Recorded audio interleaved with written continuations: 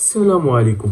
اليوم غادي نهضروا على المشهد اللي قلب التواصل الاجتماعي وخلى الناس كيهضروا بزاف.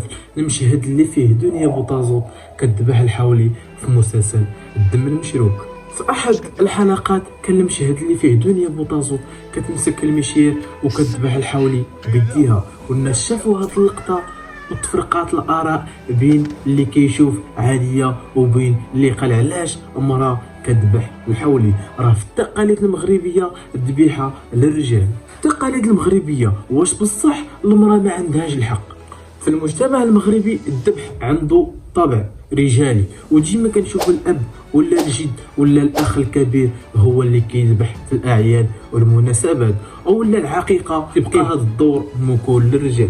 ولكن واش هذا الشيء قانوني ولا غير تقاليد متوارثه؟ من الناحيه الشرعيه واش حرام؟ إلا جينا نشوفوا من الناحية الشرعية الإسلام ما كيحرمش على المرأة الذبح، بالعكس كاينين فقهاء كيقولوا باللي إلا كانت المرأة قادرة توفر شروط الذبح الحلال في الذبيحة ومزيان وما فيها حتى مشكل، وحتى في القرآن الكريم والحديث ما كاينش تحريم مباشر، ولكن العادة ديالنا كبلد هي اللي كتخلف. واش في نظركم المشهد كان ضروري؟ الناس اللي انتقدوا المشهد وقالوا المسلسل المغربي خاصو يحترم الثقافه المغربيه، حيت نادرا ما كتلقاش امراه كتذبح في المجتمع، ولكن ممكن يكون في المشهد عنده رساله، ربما كيحاولوا يوريو استقاليه المراه او غير لقطه دراميه لجلب الاهتمام.